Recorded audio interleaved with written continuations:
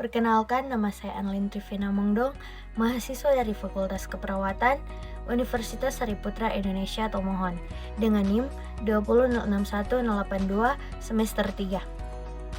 Tujuan dari video ini untuk memenuhi nilai ujian akhir semester dengan mata kuliah Filsafat Timur 2. Dengan judul materi yaitu Sejarah Filsafat Timur yang berasal dari bangsa kuno.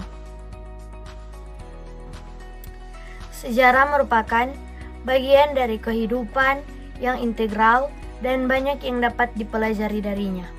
Perjuangan dan kerja keras orang yang hidup di masa lampau merupakan satu aspek yang bisa dipelajari oleh mereka yang hidup di zaman sekarang. Melalui pembelajaran sejarah, dapatlah dipetik pesan, moral, dan kebijakan yang berguna, dan menghindari kesalahan yang sama, serta membangun masa depan yang lebih baik. Selain itu, berpandangan dan berpikir jernih bukan hanya kebiasaan yang dilakukan di Yunani kuno, wilayah Asia seperti Cina, India, dan Persia juga memiliki filsafat untuk menentukan kebijakan mereka sendiri. Mereka pula yang mengawali ilmu kebijaksanaan tersebut, walaupun istilah filsafat sendiri bukan dari mereka, namun bukan berarti eksistensi mereka dalam dunia pemikiran yang sedikit.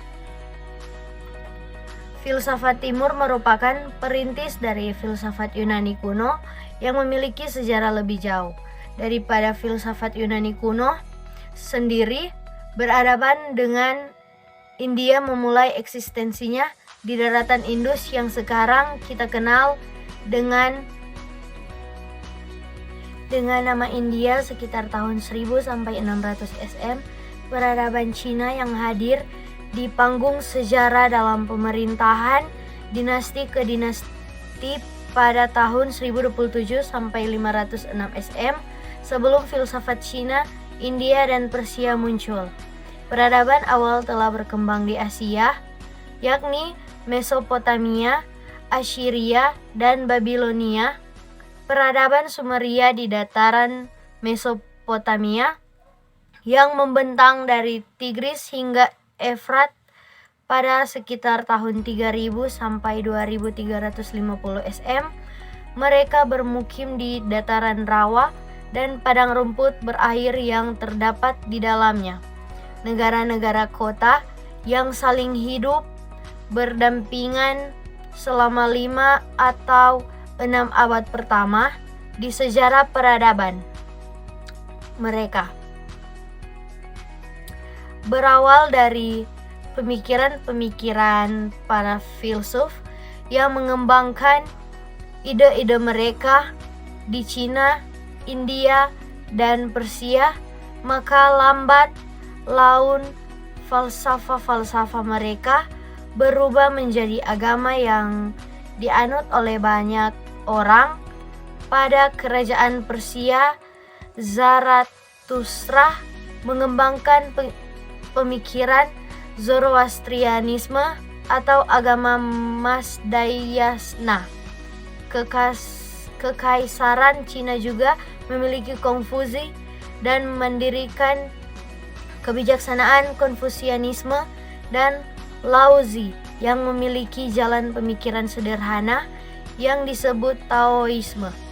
Peradaban India sebenarnya telah memiliki filosofi yang sekaligus dibuat sebagai lokal yang disebut Jainisme, namun baru dianggap ada saat Mahavira menjadi nabi ke-24 bagi agama ini, dan bersamaan zaman juga dengan Siddhartha Gautama yang mendapatkan pencerahan dengan bertapa di bawah pohon Asata, dan yang kemudian menjadi agama Buddha. Brahmanisme atau Hinduisme juga telah menjadi agama yang berkembang di India selama puluhan tahun sejak zaman filsafat India bermula. Kemudian agama-agama besar tersebut berkembang pesat hingga keluar dari negeri asalnya dan memiliki gelar agama kebumian, karena bukan termasuk agama samawi yang juga berkembang bersama mereka.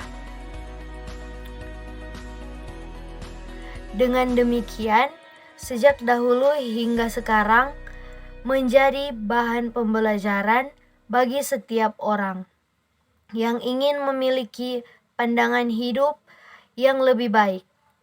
Di timur, filsafat juga telah berkembang pesat di berbagai belahan Asia seperti Cina, India, dan Persia.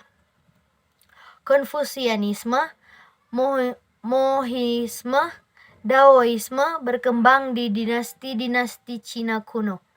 Tentu saja filsafat timur tidak datang begitu saja, lalu dapat diterima semua orang.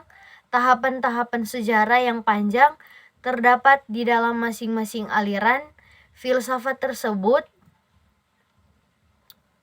Dengan banyaknya filsuf yang menyebarkan ajaran dan penganut yang mengimaninya, setiap ajaran filsafat ini kemudian berkembang menjadi agama yang dipercayai di daerah tersebut, baik itu Cina, India, maupun Persia atau Iran.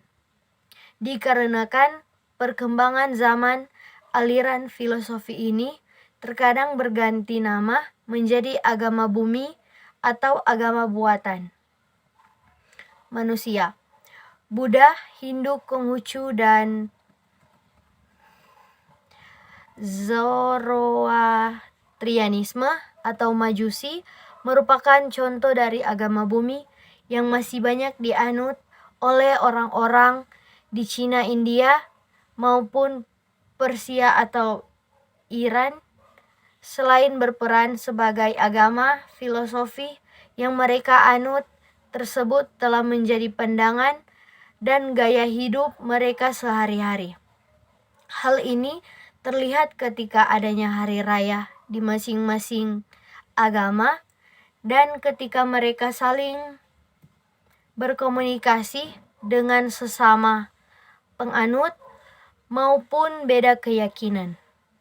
Lagi pula dengan tantangan agama yang lebih besar seperti Islam, Nasrani, dan Yahudi, agama-agama ini masih dianut oleh masyarakat yang telah cocok dengan agama tersebut sejak lama.